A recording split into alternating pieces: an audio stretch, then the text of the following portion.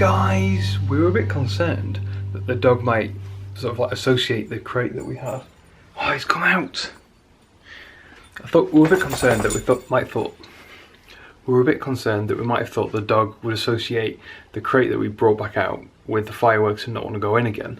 But I've just come downstairs and he was tucked away in it, really happy, which is nice to see. Today, this is the replacement panel for the back door. Unfortunately, it needs cutting to size, so it's, I think, about 10 centimetres too big on both sides. But I think I need a finer tooth saw than I have, so I'm not sure how easy it's going to be to cut that with what I have at the moment. I might need to go out and buy something, which is a bit of a shame. What else I've got something else to do today. Oh yeah, Virgin, they're supposed to be sending me a new router today. Hopefully that'll fix some of the speed problems I've been having.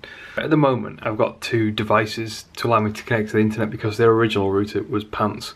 So I bought something a while ago, but I think together they're both sort of failing and not working as well as they should do. So replacing both of them with one device frees up an extra socket, which is a bonus too. Great. So I'm glad that the door panel came, and it came quite early. I can crack on with that when I've got time. Ooh, I'm nice and red now. Hello. Not quite so red. But it's time for breakfast. I realised last night that one of my apps, my bread and butter app, Photography, had been getting a hell of a lot more crashes since iOS 9 was released, so big thumbs up to Apple. I'd be getting 1 or 2 at the most crashes reported every single day through the automated process, but now it can be up to 15. You know, it's like nothing, iOS 9! And I've tried twice now to fix the problem, and I fixed one problem, but there's still other problems that are even harder to friggin' suss out, causing issues. But it only seems to be causing a problem on 2 devices, 2 versions of the iPads. No other reports are coming through for any other version, so I don't understand what's going on with that. Last night I was up to nearly 2 o'clock in the morning. I had about 200 things to try and fix, and I got it down to about 50, 48 or something last night, and it was about 20 to 2. Then I get up this morning and it's back up to 100. It's like, what the, how is that possible?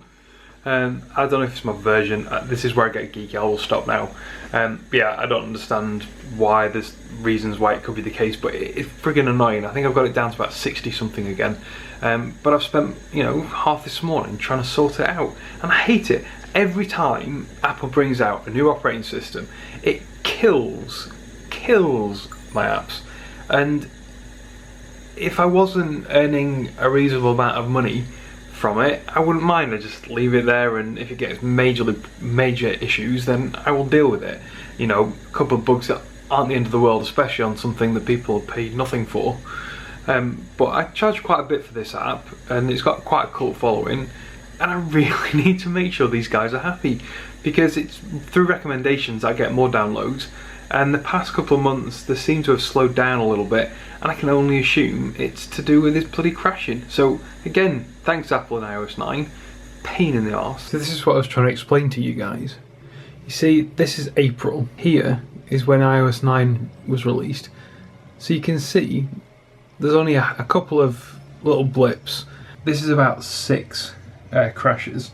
So you're talking about like the odd one here and there, which is reasonable and understandable. Any piece of complex software will crash for various reasons. But then iOS 9 gets released right around this green line, and then bam, nothing but problems. And here I tried releasing an update. This grey line here is an update to fix it, and it drops it slightly. And here's another update to fix it, and it's dropped again a bit. But it's still problems. I don't understand. What is it with iOS 9 that is not playing well with photography? Guess what seems to have arrived, guys? My new router. And in good timing too, because it's lunchtime. And that means that what better thing to do on my lunch than to fix the internet, maybe, possibly, hopefully. Here we go. There it is. I can't open it all with one hand, so I'm going to put you guys down and we'll see what's inside. Here you go, guys. Welcome to your new Virgin Broadband kit. Shep is keeping all safe in his little den. I didn't put him in there either. He just made his own way in. Here we have the new Broadband router and the old one. The old one is super shiny, got really dirty really easily. Well, it showed the dirt a lot easier. And the stand is a bit flimsy, but it was kind of cool. Here, it's generally a lot better laid out, because this one, you had to have everything on the back, which meant that the layout wasn't really particularly useful. And the new one can now be put like that instead of like that, and all the cables hanging out the back, which is pretty cool. Just need to make sure that I don't use the old power supply, because there's a label on the back of here that goes, "New power supply only." You can't read that, it's not focusing. There we go, it focused. So first things first, let's plug it in, set it up. Internet set up, 194.64 megabits a second. Just think about how fast I can download movies from iTunes. If only they could let me download it that fast. At least I could download a few at once. What do you think, guys? What's your download speed? Right down below. Let me know who you're with and how fast your download speeds are.